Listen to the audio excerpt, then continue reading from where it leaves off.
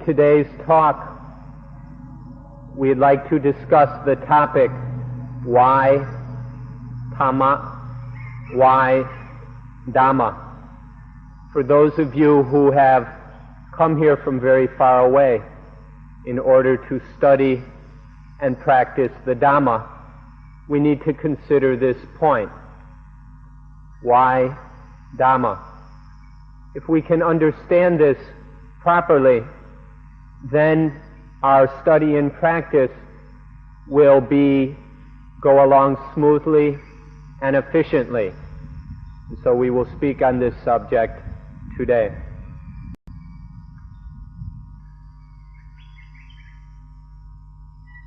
All of you have heard about something called Buddhism, or maybe the Buddha Sasana, the teaching of the Buddha, the Buddha's instruction, and things like this. Often these words become opportunities for us to engage in arguments and conflict through our varying opinions about what these things may be. However, Buddhism, Buddha Sasana, etc., can also be names for this thing we call Dhamma, various aspects of Dhamma. But in a deeper sense, this thing Dhamma can be called natural truth. Natural truth, which is the natural truth regarding the emancipation of life, or the emancipation of the mind. This is what we mean by Dhamma.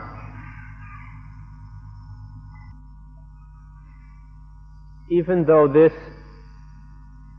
we may call this Buddhism, or see it as something involving Buddhists, Buddhist monks, nuns, laymen, and laywomen, we should not understand that the Dhamma belongs to the Buddha or to Buddhists.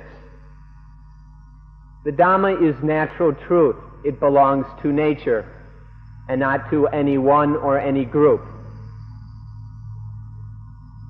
The Buddha does not own the Dhamma.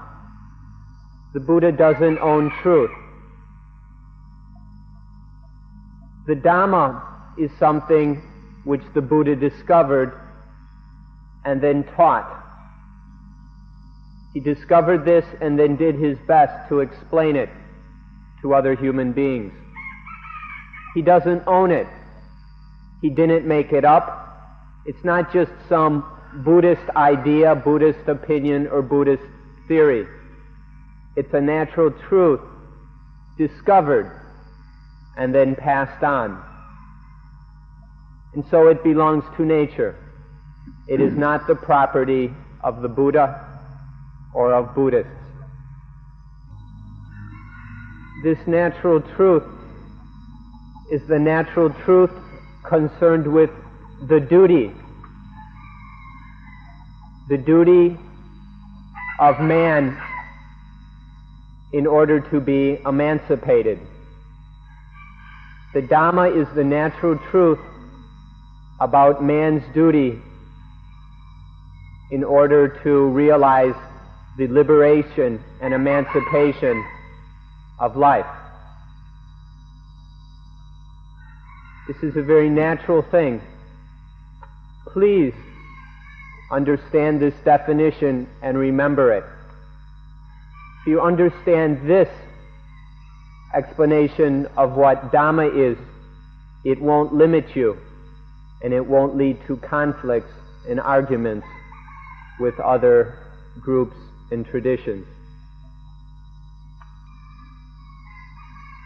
What kind of duty is this we're talking about? We're talking about a duty in order to survive. the duty of survival.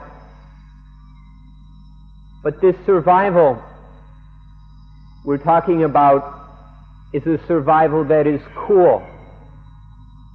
The word cool is a translation of the word nibbana, which is the highest, most perfect thing in Buddhism. And so, this is a duty that aims at a cool survival.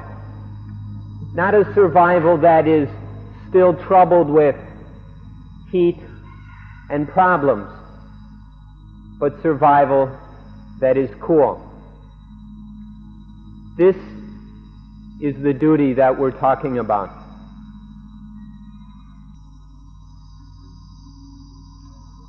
Without nibbana, there is no Buddhism. Nibbana means coolness.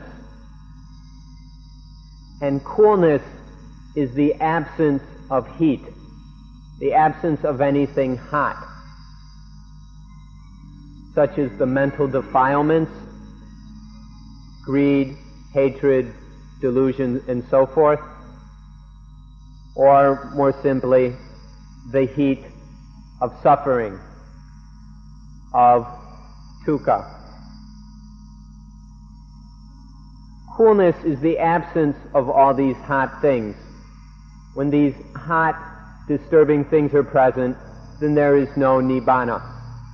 But when they are absent, when the mind is free of them, then there is the state of nibbana. Nibbana is a Pali word. Pali is the language which the Buddha's words are recorded in. And the word Pali simply means coolness. This nibbana is the state which is the goal and aim of Buddhist practice. This is the summum bonum, the utmost goodness or highest good as conceived by Buddhism.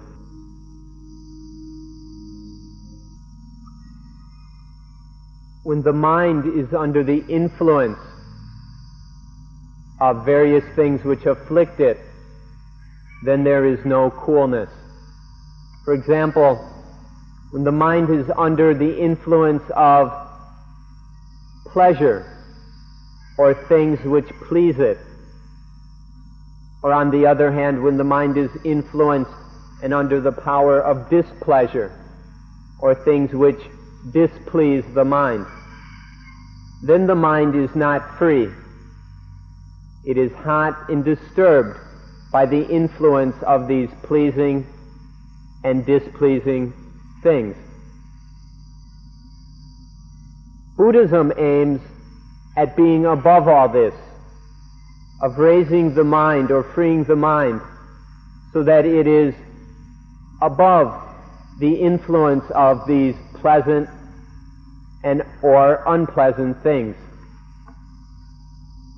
This is an example of coolness, of the mind being developed so that it is out from under the power and affliction of pleasure and displeasure.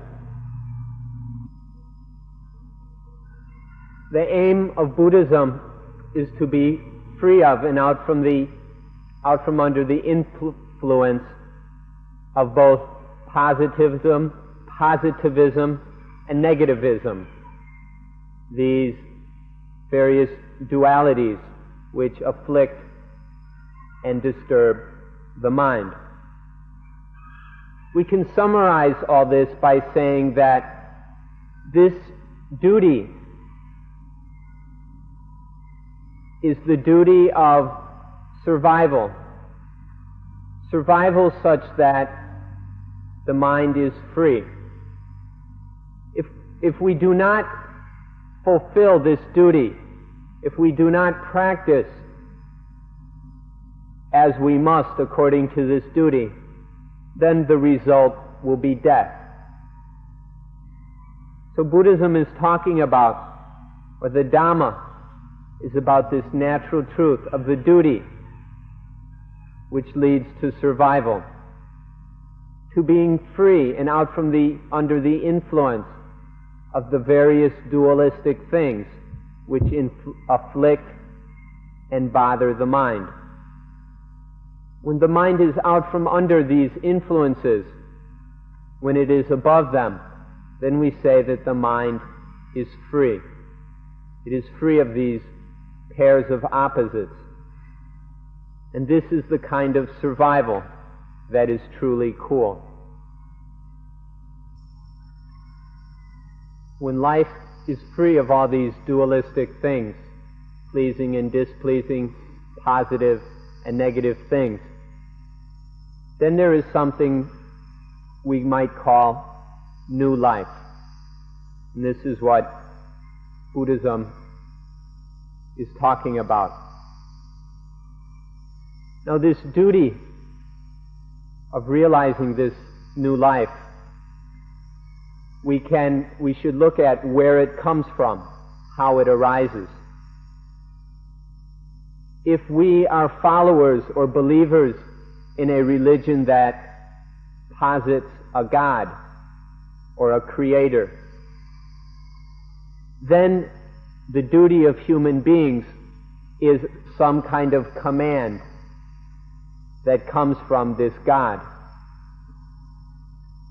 However, if our religion is one in which there is no God or a creator God, but rather a religion that is based in evolution, an evolutionist religion rather than a creationist religion, then we see that the duty of human beings, comes from the law of nature rather than from a God. The law of nature is inherent in all nature. Science, over the years, has uncovered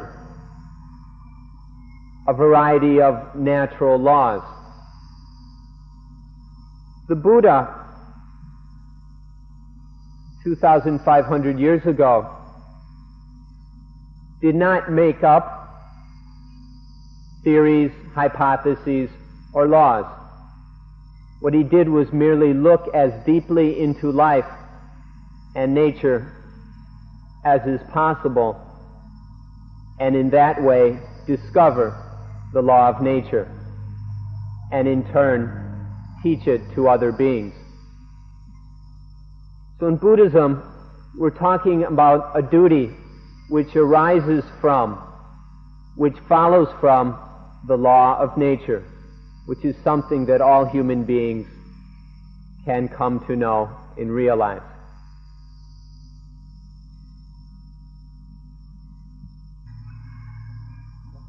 We'd like to discuss some of the meanings of the word Dhamma. Most of all, meanings which are very useful and beneficial of this word Dhamma. Dhamma is from the Pali language. You may have heard the Sanskrit equivalent more often, which is Dharma. But here we use the word in Thai, Tama, or in a Western pronunciation, Dhamma. There are four very important meanings of the word Dhamma. The first is nature, this nature itself. This is, in the Pali language, translated Dhamma.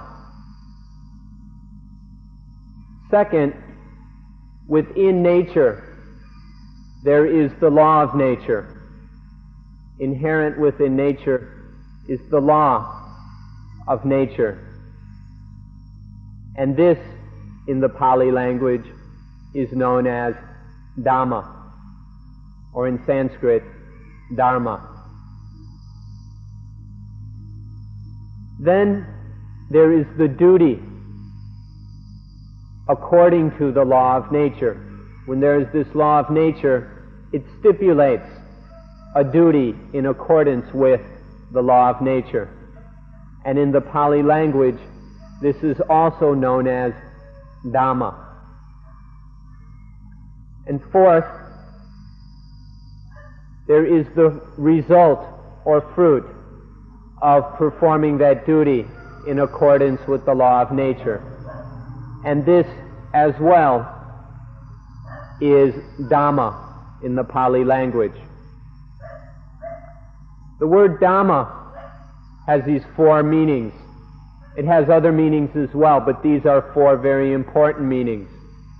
Nature itself, the law of nature, the duty in accordance with the law of nature, and this third meaning is the most important and most valuable one.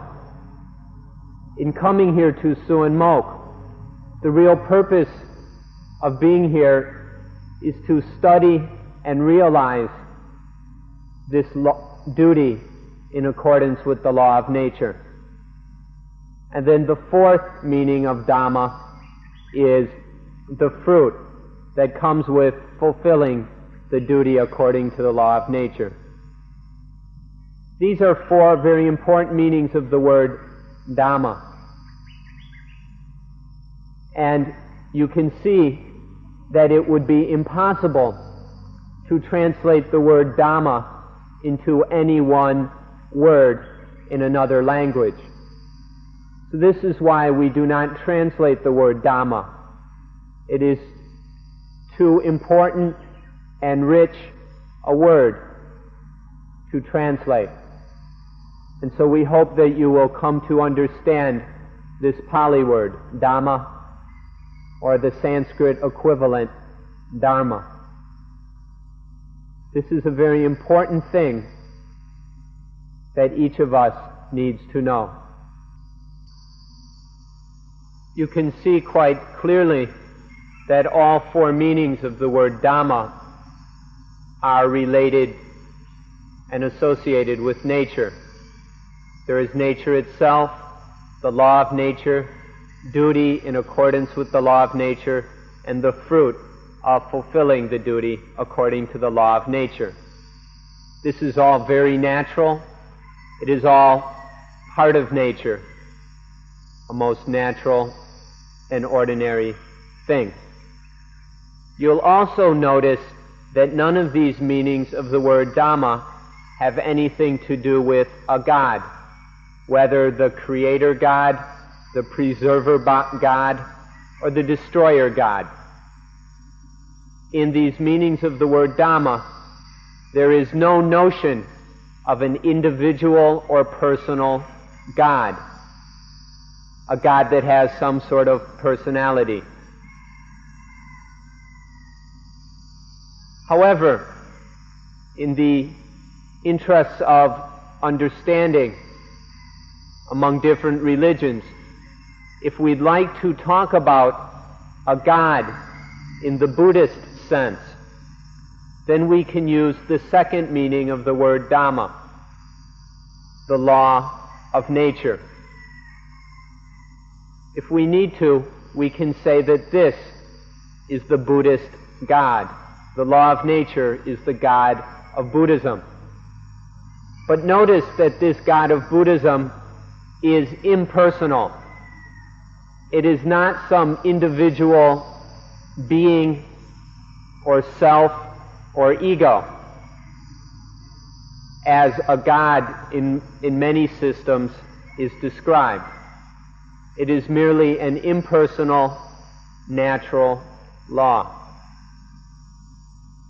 And so in Buddhism, if we'd like to speak in a way that is easier for people from other religions to understand, then we can talk about the God of Buddhism. But realize that this Buddhist God we're not speaking of this Buddhist God in the way that God is commonly spoken of, as being a personality or ego.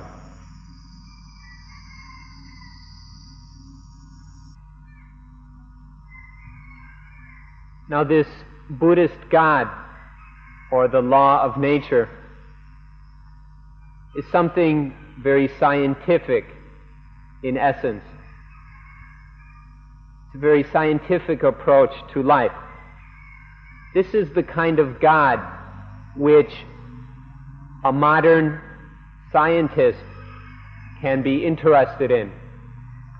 This law of nature is something that is completely fitting and understandable within the understanding of modern science.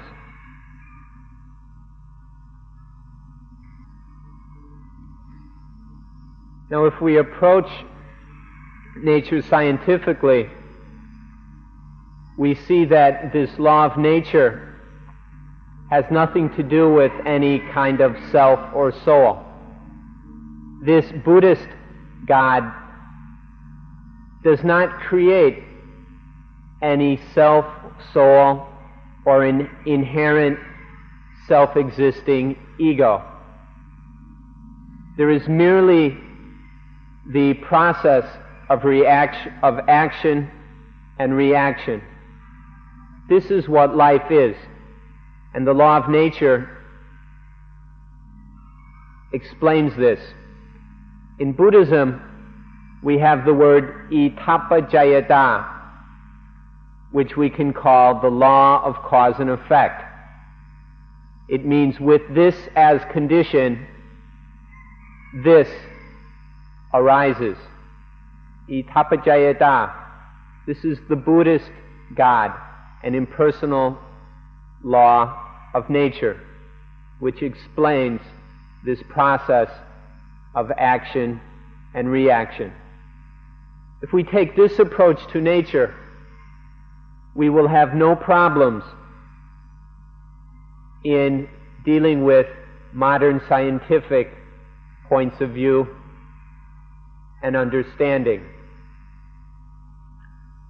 Furthermore, this law of nature, the law of cause and effect, explains how within this process of action and reaction there arises the thing we call dukkha, suffering, mental anguish, pain, ill, uneasiness, unsatisfactoriness.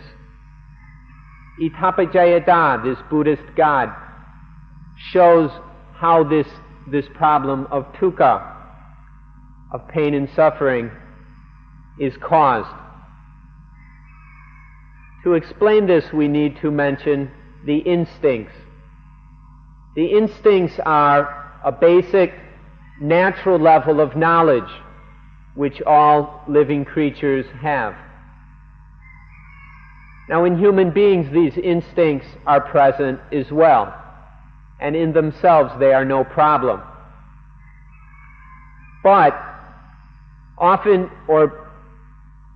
because of a lack of understanding of the way things really are, these instincts get out of control. And when the instincts get out of control, they become what we call defilements. The instincts which originally merely serve to allow the human being to survive, these survival instincts get out of control and become selfish. When the instincts are selfish, then, we no longer are operating in order to survive, but we are inflicting harm, pain, and suffering on others. We take advantage of others, we exploit them, we cause dukkha for others. And this is how the defilements arise, out of selfishness, which arises when the instincts get out of control. The law of nature, of cause and effect, explains this, that dukkha, suffering, arises out of these causes, as we have just explained.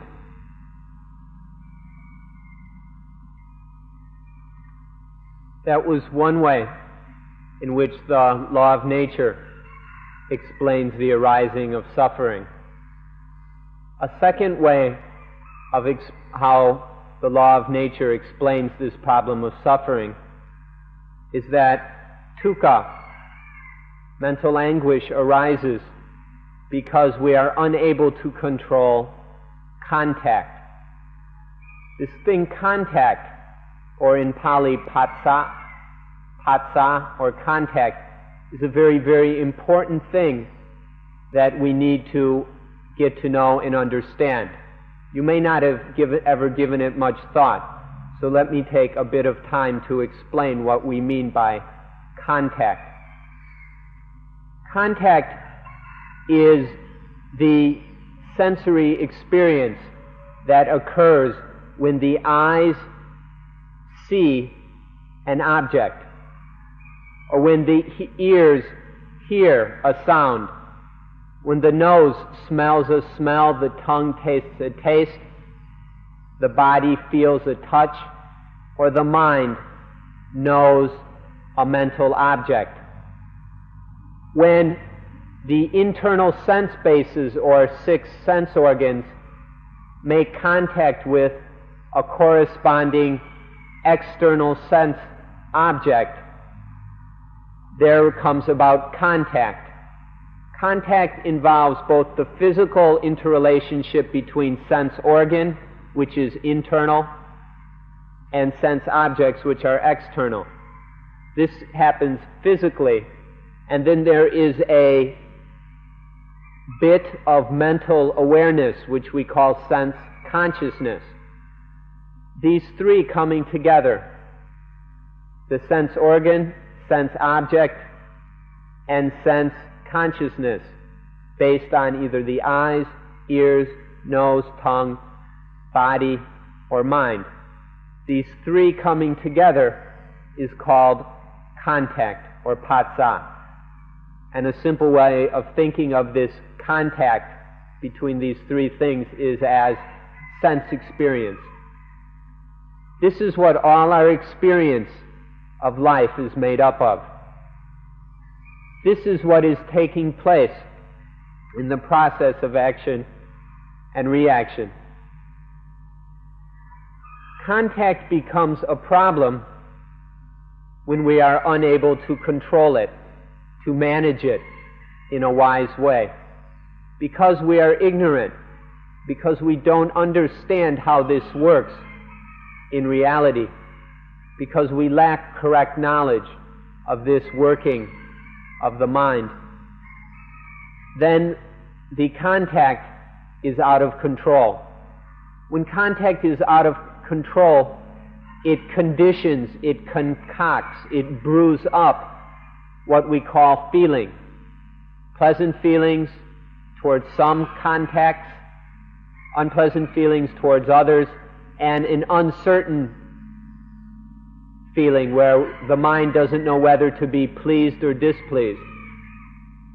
This is the third kind of feeling that can be conditioned or brewed up, cooked up by out-of-control contact. And then when we have these feelings, these lead to craving to get more of those pleasant feelings, craving to get rid of, to destroy those unpleasant feelings, and a craving to get out of the uncertainty, which leads to some kind of snappy, foolish judgment about the feeling. And then this leads to selfishness and the problems of dukkha. So this is how dukkha arises according to the law of nature. This is a second aspect on that arising of dukkha, mental suffering. A third angle on this problem of dukkha, suffering, is that of being unable to control egoism or egoistic concepts, self-centered thinking. Because these things cannot be controlled, there arises this problem of mental anguish, suffering, despair, and pain. To control this is quite a difficult thing to do, because this egoism is something that has been with us from the very beginning of life. Egoism is an instinctual way of perceiving our lives, not just in human beings, but in other living creatures as well. And so egoism can be quite difficult to control, because it's been here all along. We think that it is necessary and inherent, and we don't really understand it at all. Egoism leads to selfishness. When we start to think in self-centered, egoistic ways, then there arises selfish behavior, selfish acts, selfish words, and selfish thoughts. And this leads to what we call the defilements. And following upon the defilements, there is a great deal of pain and suffering. The defilements of anger, greed, fear, worry, envy, etc. disturb our minds to no end, as well as causing all kinds of problems for other people and the environment around us. The Dharma is very much concerned with, is based in the methods and understanding necessary in order to control this egoism and the selfishness that arises from it. This is what the Dhamma is about. So this is why we need to be very interested in it. By understanding the Dhamma, we begin to understand how egoism leads to selfishness, and that in turn brews up all kinds of pain, suffering, and dukkha. By using the Dhamma and understanding it more and more, this problem of egoism getting out of control can be diminished, limited, and one day eliminated. And then life, both the part of it that is personal and individual, and then the part of it that is related and involves other beings, this life becomes free of the problem of dukkha by being able to bring this thing called egoism under control. So this is a third way of looking upon the problem of dukkha, as is explained by the law of nature.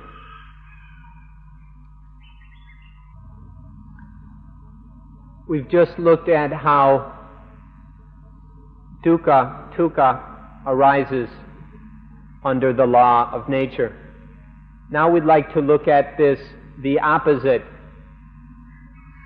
side of the picture, which is the extinction of dukkha. Dukkha is like a fire burning the mind.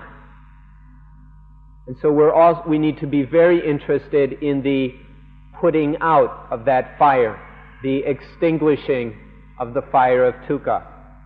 And so we will look at the extinction of dukkha, suffering, pain, mental anguish. We mentioned how that the instincts, if they get out of control, develop into the defilements. This is one direction which the instincts can develop in. However, it is not the only one. If there is knowledge and understanding that is correct, then these basic neutral instincts that are a part of all life, these basic instincts can be developed in a different direction. With knowledge, these instincts can be developed in the way of poti or bodhi, which we can call enlightenment. Rather than through ignorance allowing the instincts to develop into defilements, we, through knowledge, develop the instincts into enlightenment. Taking these instincts and working with them, developing them, and so that they work and function on a higher and higher level. This leads to enlightenment. This is the opposite of defilement. And as enlightenment develops, it brings about the extinction of dukkha. The defilements lead to dukkha, to all sorts of pain and problems, both personal and for those around us. But enlightenment brings about the extinction of dukkha.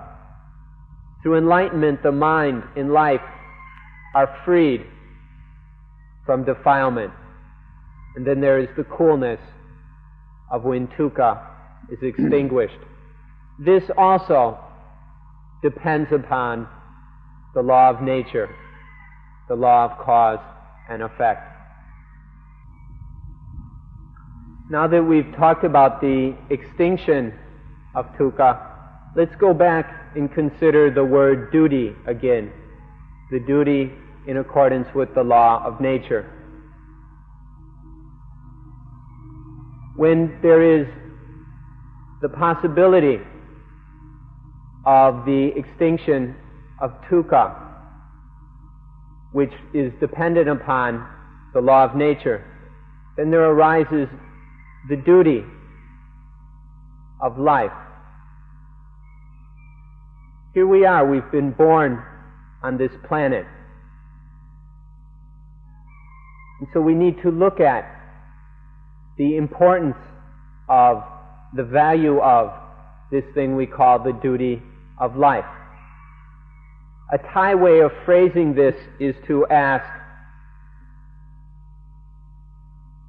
what is it to talk about this duty or its value is that how is it that we don't waste this birth?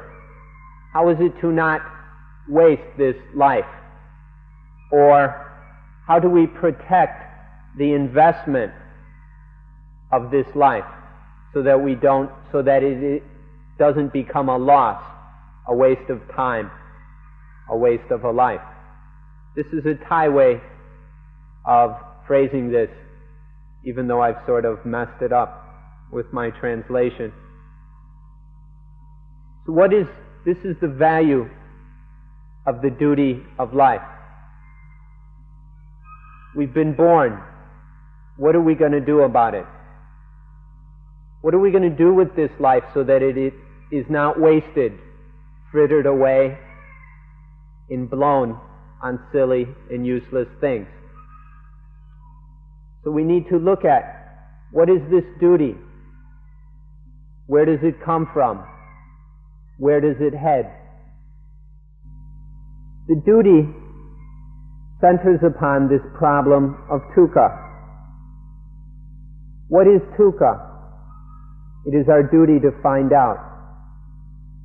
Where does dukkha come from? How does it happen? What is the end of dukkha? What brings about the extinction of mental anguish, pain, and suffering? And what is the way that this happens? This is our duty to discover these things. If we don't show an interest in this duty, we will be merely sentient beings. We'll be bodies with some mental processes walking around, but never developing to a very high or exalted level.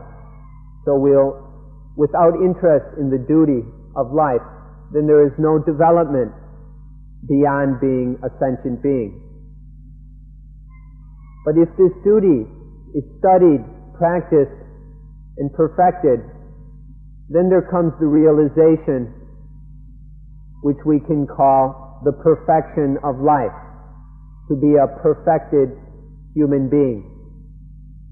This comes about through the performance of this duty, through the development of life in the way of enlightenment. This is the value and importance of the duty of life, the duty in accordance with the law of nature. If it is practiced fully, it leads to human perfection. Now let's look at life, or more specifically, the value of life. If we look to see what value and meaning life has, we can see this in basically two ways. The first value of life is individual. It involves our own survival, but not just merely surviving in a way that is full of disease, illness, pain, and suffering, or heat, but survival that is cool, surviving in genuine tranquility and peace. This is the value of life for each of us, to develop life according to the law of nature, so that there is survival in the highest sense, not a petty low level of survival where the body survives but the mind is pestered by the defilements, but a high level of survival that achieves human perfection. This is one side of the value of life. There is another aspect to it as well, and this is the value of life for the benefit of others, living and doing things to help and aid other beings. The law of nature has stipulated that we live on this planet in large numbers. It hasn't developed that each of us is alone, one of us per planet, but rather there are a great number of us sharing this earth. This is the way the law of nature has stipulated things, and so it's this way. Now, there being many of us on this planet requires that we live and work together. There will be many interrelationships and social contacts. Our duty on this social level or community level is to live correctly in a way that causes no harm to other beings. This means to live in a way that is based in correctness. When we find ourselves living together in these large numbers, we need to live for the benefit of each other rather than for our own selfish interests. If we all took correctness, living rightly, as our common interest, then there would be no problem. If we would just do what was correct, this world would not be in all the problems that it finds itself in. For example, there would be no need for birth control if we were living correctly. According to the law of nature, birth control is not a proper thing. But nowadays, because we are living so selfishly and so incorrectly, many problems have been created, and an attempt to deal with those problems is birth control. This has arisen because we haven't been living correctly. But if we can root ourselves in correctness and take this as the common interest, do what is beneficial for each other, help each other in sharing and in benefit, then this common interest can lead to true coolness on a social level as well, where not only is there internal peace and tranquility, but there is outer, external, social peace and tranquility. And then there is a very complete, cool and tranquil life in which there is coolness both inside and out. When there is true survival both on the personal level and on the social or species level. These are two aspects to the value of life. Life lived according to the duty that follows from the law of nature, which brings about personal survival on the highest level, and doing the outer duty of living correctly so as to benefit all other beings. This is the second value of life.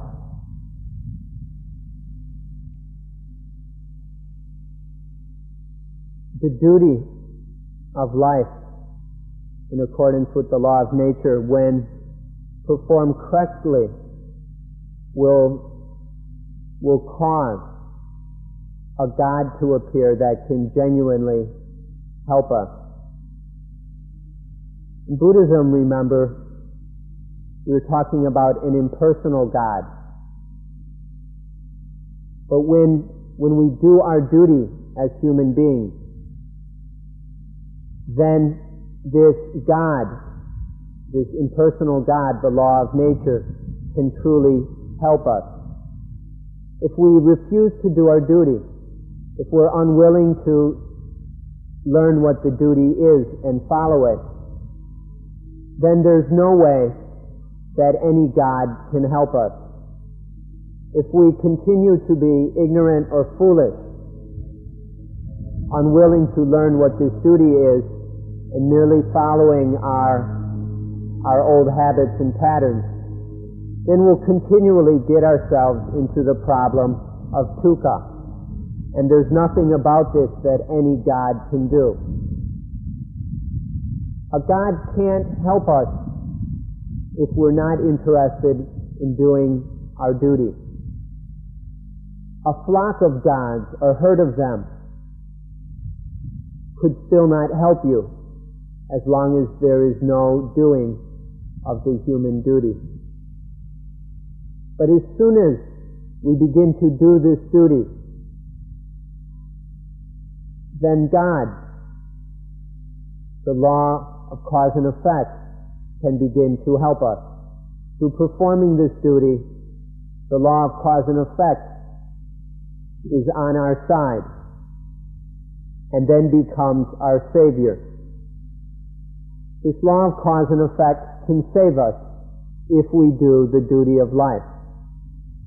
And that this law of nature, this impersonal God, will then save us from dukkha, from mental pain and suffering, and bring about survival on the highest level. So this is how doing our duty in accordance with the law of nature gives rise to a God who can truly save us. In the world, there are a great many different religions, but they can all be summarized within two categories. The first category are religions that hold that there is a creator, some sort of God that creates. And often there is a God who also preserves and destroys. This is one type of religion based in the concept of or belief in a creating God.